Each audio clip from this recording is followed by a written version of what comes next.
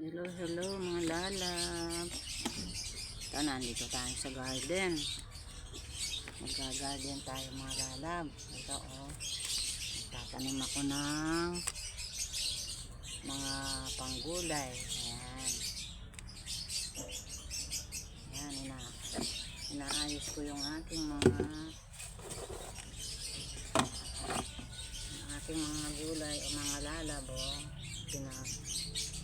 Inaano ko sila. So magtatanim tayo ng ito yung buto ng sitaw. Ayan. Ayan. Ito yung buto ng sitaw mga lalabo. Tatanim natin dito sa ating gulayan para para pagdating ng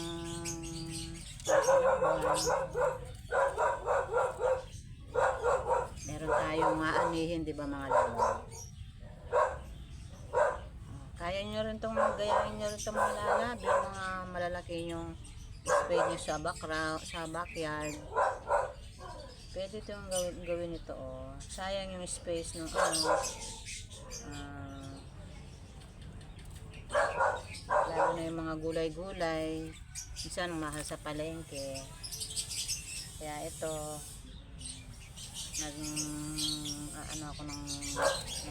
nagtatanim ako ng mga kung ano-ano mga gulay para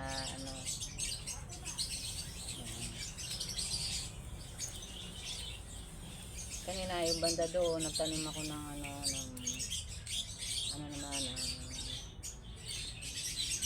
bataw. Yung bataw, yung Kapampangan, yung bule yata yung bule. Yung bataw, batani. Ayan, ito naman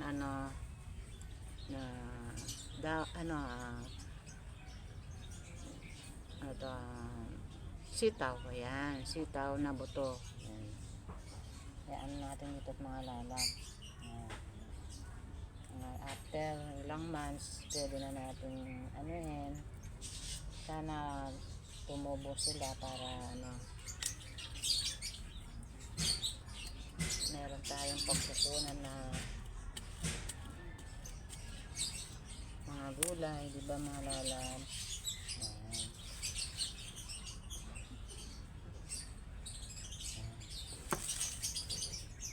Itong mga to itong mga maliliit na to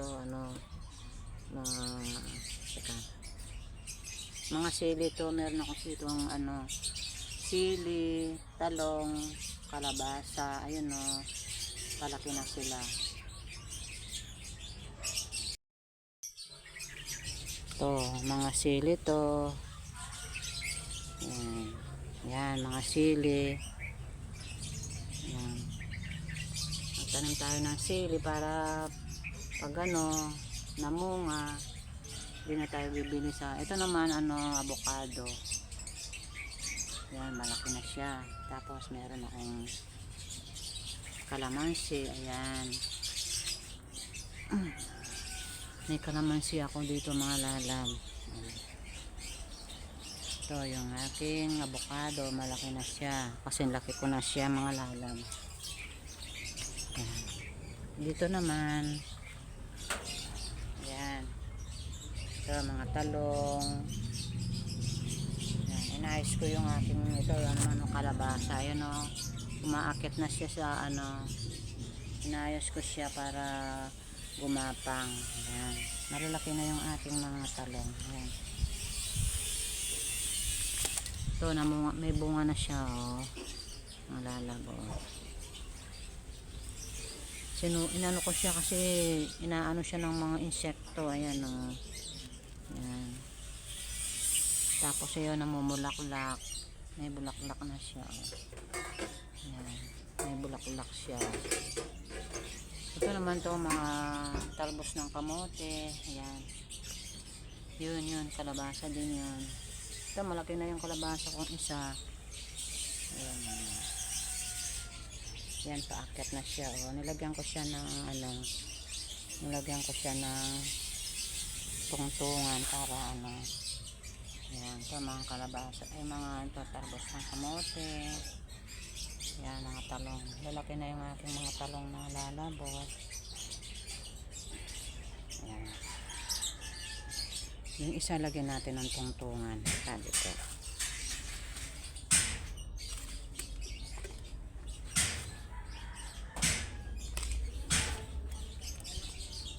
Lagyan natin dito. Maglalagay tayo ng tungtungan ng aking kalabasa.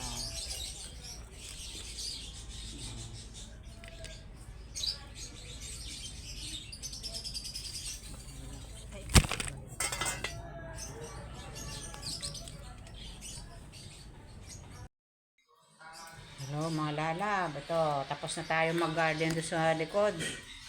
Ito naman at magtatanghalian ng mga lalab. Mag-ayos na tayo ng ating lulutuin na tatanghalian natin. Yan. Nag-garden muna ako mga lalab. Nagtanim-tanim ako ng mga, nakita nyo naman kanina, nagtanim ako ng buto ng mga sitaw, buto ng yung bataw, para at least meron tayong hinihintay na na aanihin, di ba mga lalab? Dahil wala naman tayong ginagawa kundi ngayon bakasyon ng mga estudyante natin, kaya may time akong magtanim dun sa likuran namin. Yun, nagdilig na ako. Ito for today's video mga lalab, naman tayo ng isda. Sa Kapampangan, ang tawag dito ay pangat. Yan, pangat na isda. Yan. Parang buong sa bulang lang. Hindi tayo gagamit hindi tayo manggigisa. Hindi tayo gagamit ng mantika. Yan, para iwas cholesterol mga lalab. Alam naman tayo, wag na nating dagdagan yung ating cholesterol, kaya ito magbulang lang muna tayo ng mga isda mga lalab para iwas cholesterol. Papakita ko lang sa inyo ang aking lulutuin for today's video. Ayan mga lalab, ito ang ating ibubulang lang o sa kamatis. Yung sa Kapampangan tawag dito ay pangat. Ayan, ito press na press ang isda natin mga lalab.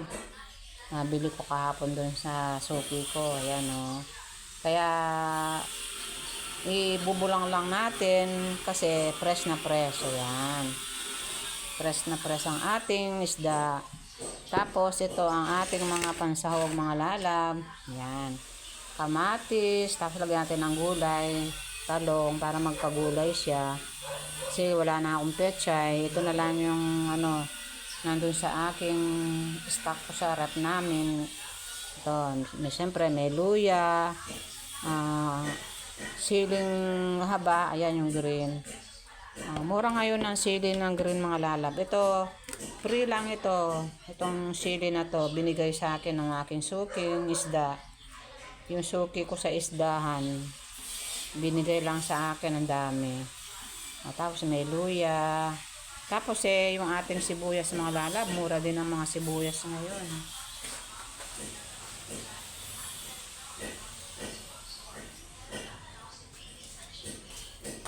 Dahil mura ang ngayon mga lalab, ang sibuyas, lagay natin ng 2. Mura na lang ang sibuyas ngayon. Yung gatong puti, 40 to 50 ang 1 kilo. Ayan.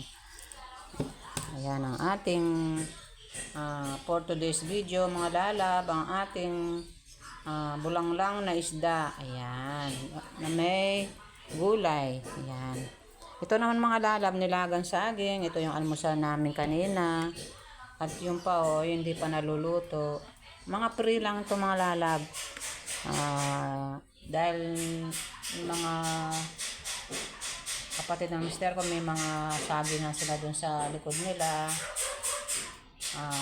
Hindi nila maubos, kaya to binibigay na lang sa amin. Ito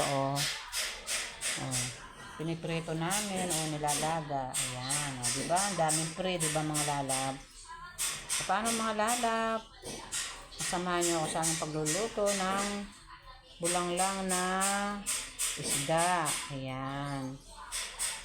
Ito ang ating uulamin for today.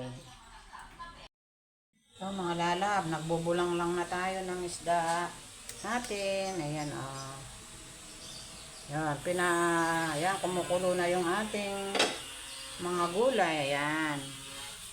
Ilagay ko na yung talong, yung sili na haba, saka kamatis.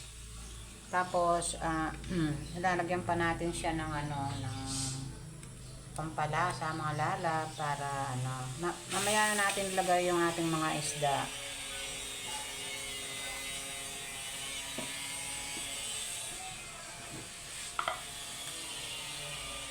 Lagyan natin ng asin, pampalasa. Ayan.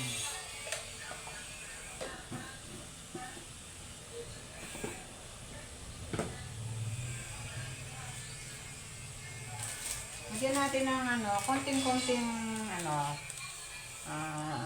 sinigang mix mga lalab, yung sa miso. Konti lang para maglasang Yan. Hindi na natin lalagay lahat. Yan. Yan. Konti-konti lang mga lalab kasi to ang doon yung kamatis. Yan, ang bulang lang sa kamatis. Yan. Yan, kumukulo na siya mga lalab. Yan. Lagyan na natin ng konting sampalok mix with miso. Ayan. Lalagay na natin yung ating isda mga lalab. Ayan press na press yung ating isda.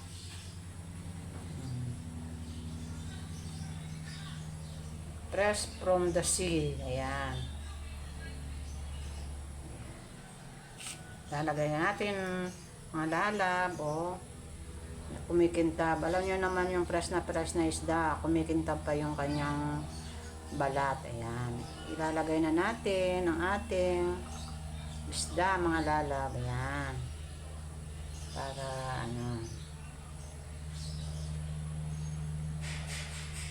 i-try nyo ito mga lalab para isabaw yung mga kids natin. Para makakain sila ng fresh na isda at walang cholesterol. Ayan. Ayan, niluto na natin mga lala para mamayang hapon o mamayang gabi meron pa tayong uulamin, di ba? Ayan. Ito ang ating bulanglang na isda with gulay. Ayan. Na may siling green. Ayan. Ayan, maya mga lalab. Ito mga lalab, yung ating finished product. Ayan. Ang ating for today's video mga lalab. Bulanglang na isda. Ayan. Ayan.